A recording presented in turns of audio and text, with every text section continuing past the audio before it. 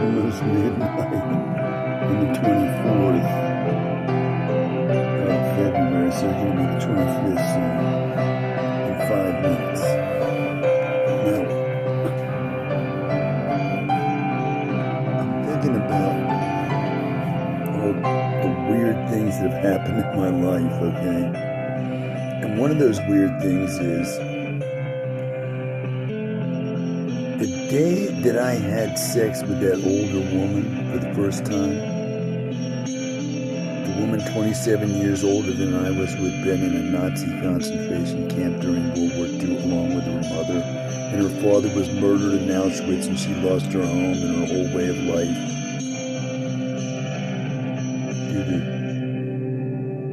that horrific experience Jews had in Europe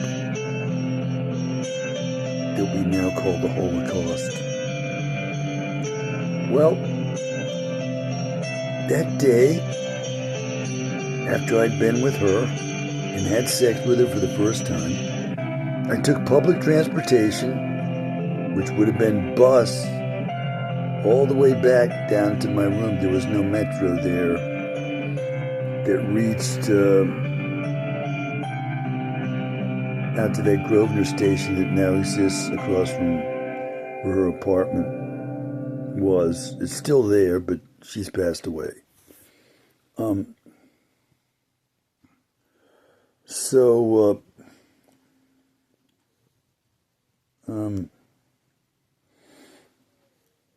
I got back to my apartment, which was at Scott Circle in Northwest Washington, the intersection of 16th Street and Mass Avenue, Northwest. I got back there, and here's what happened, okay?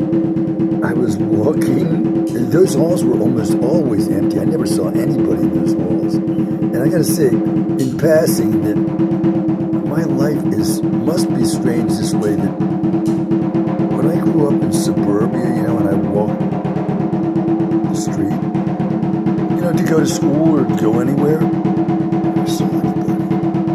Nobody was ever out. It was always empty, like a vast desert. I never saw anybody, almost never. Okay? Now, if I was playing with friends out in the street, like football, then with others, I might see some people, okay? But if I was alone, there was nobody. It was a vast, empty desert that I was on. There was nobody no one ever came out of their house. There were no people were ever visible. And so, I gotta say, in the apartments I lived in when I was a young man, before I moved back to suburbia, these apartments, I never saw anybody in the halls. Ever. Never ran into anybody. They were always empty, and I thought, wow, this is strange. I never see anybody, and I didn't. Now, I get back to my apartment after this momentous day in my life right now, and I'm walking down the hall from the elevator, and there's a commotion in the hall ahead of me, and I see it's two middle-aged women, and I only remember seeing one of them, and she looked like a lesbian, clear as day, a lesbian. Okay, middle-aged lesbian woman. She had white hair and it was cut real short. She was clear as day. She looked like a lesbian. Anyway, she had shopping bags and the other woman had shopping bags. And there was some kind of a fracas between the two of them. And one of them went something, ah! And you could hear like a little thing. But I looked over there and they were gone. I don't know what happened, but anyway, I went into I put the key in my apartment, opened the door, and went in. Nothing, it was over, whatever it was. There were two odd women in a little argument, So I go into my apartment. It's an efficiency apartment, which means it's one room and it has a bathroom. Okay, and I got ready for bed, and put on my robe, and I got in bed, and I read. That's what I used to do every night. I'd read. Whenever I was reading, I read. I loved to read. Reading all kinds of stuff that I loved. It was a sitting in bed, and I'm reading, and suddenly I hear this knock on my door. Who the hell is that? Nobody I knew would be coming to my door, right? I didn't know anybody. I didn't have any friends, and no one would come to my door. So, what I do? I didn't answer her. I said, "What the hell is that?" So, then after a minute, let's say, a knock came again, and well, I don't know. Then the door, whoever was there knocked real hard on that door and said, "This is the police. Open up." I said, Jesus Christ. So I went to the door, and it had one of those chains, where you latch it. And mine was latched, and I opened it that much and looked there, and this policeman said, a black policeman, he says, "Did you strike a woman?" Did I strike a woman? I said, "No, I didn't strike any woman." So somebody here said you might have struck a woman. I said, "No, I didn't strike any woman." So he turned and left. Now, why did that happen to me? Why did it happen at that? Why was the timing on the same day that I have this momentous event occur in my life? I have sex with this woman. I had been abstinent for 16 months, completely abstinent, Complete, no sex, no autoeroticism, and no sex at all with anyone. Okay, for 16 months, and I was a young man. See, how old was I? I was roughly 25 years old, okay? So, why did that happen? I don't know. Like I could say, I see that around that time, this chest cough started and stomach trouble started at the same time, okay? And those stayed with me for 40 years, and now I've discovered those ailments are fake ailments being created in me.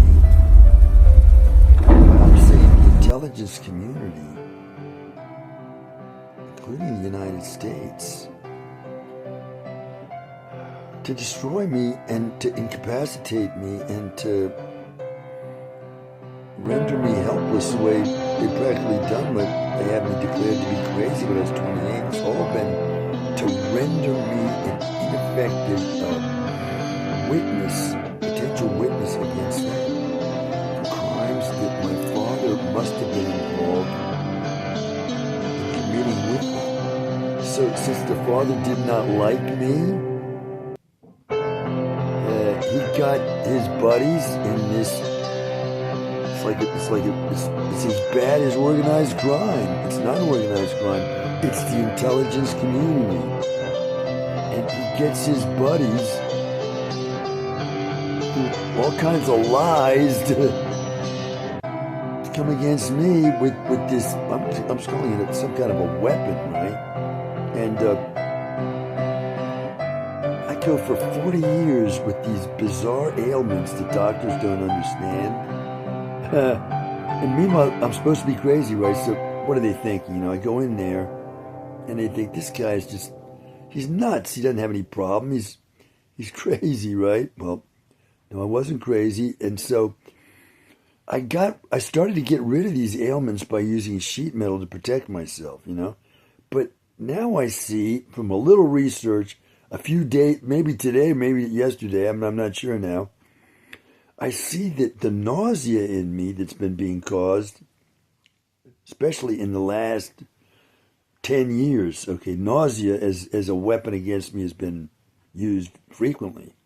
And I'm not somebody who ever got nauseous. When I got sick, I very rarely got nauseous. So I read that there is an ultrasonic weapon that can be used on folks. It uses sound above the level of human hearing.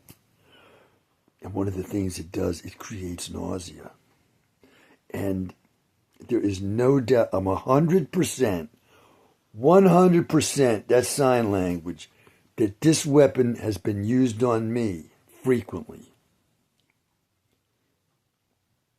Okay? Now, the other weapon is what I'm calling a directed microwave weapon, and I read online that technology does not presently exist for a weapon like that to fire at long range, like from a satellite.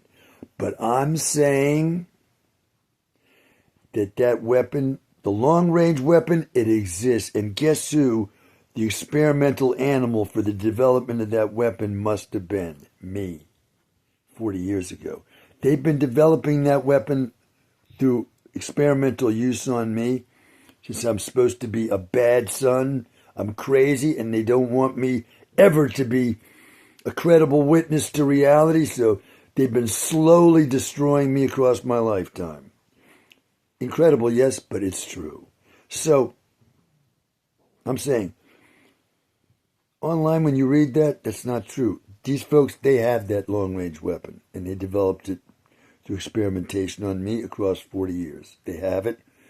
And I'm guaranteeing that if there's somebody out there, whenever, who can look for the biometric data on me and my body, they'll find a trove of experimental information from what they've been doing over the past 40 years, where it's my body, my biometric data. I am the one there who's the source of that data, okay? Whatever you might find, I don't know what kind of records there might be, but they're going to indicate height, weight, everything else, DNA even, that it's me. So I'm wondering now, although it's very hard for me to think that something like that could have been staged to get me in trouble at that time, you know? Later, how much later? Like, well, that was around 1980, right? And this is now 45 years later, right? Well, 10 years ago, around 10 years ago when I retired, what do these worms do in the intelligence community?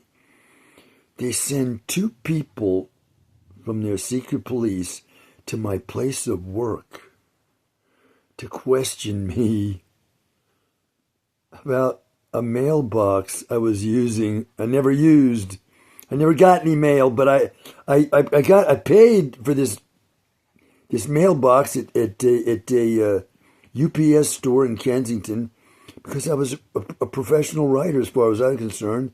And when I did my taxes each year, I wanted to make sure that IRS knew that I was trying to be a professional writer with the expenses that I incurred. I was professional. I wasn't making any money, but that doesn't matter. I was writing with all my might, and it cost me paper, computer, time, everything else. Not much, right? But I had a business, so I still have the records for my business. And as honest as I am, I figured I better have a separate address for my business. And so I got that post box. And what happens? These folks come in after 20 years of hard work at this place, and I'm about to retire. They send these people up there to embarrass me and make me look like I might be a member of organized crime. They know goddamn well I'm not, but they're up there to make me look that way, right? With the visit to question me at my place of work like that.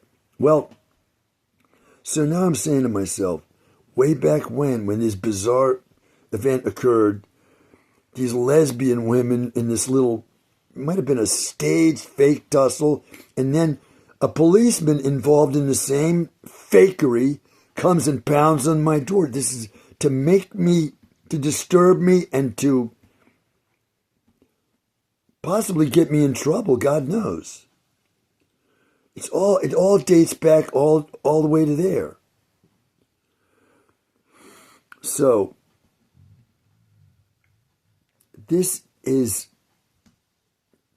so disturbing to think about, that I should have been betrayed and deceived and abused this way by people I should have been able to trust. I don't know how to describe how awful it is to come to old age, the last part of my life, and find that I've been so horrifically victimized. I mean, I can't even begin to talk about the other horrible things that have happened to me as part of this whole process. That these worms in this reprehensibly evil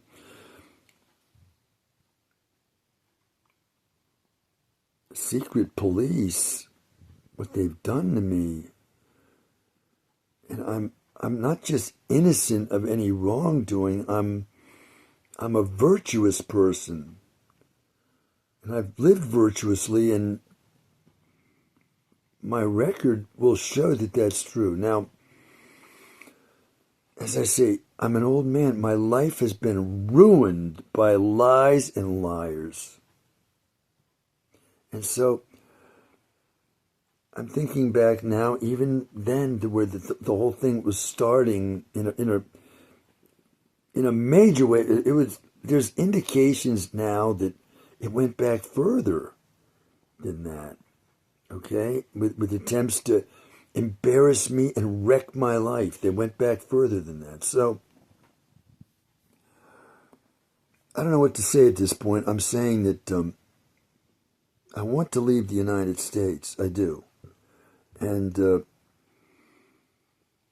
I'd rather not get my story out. Although if I could, if it wasn't too hard to do, I'd do it.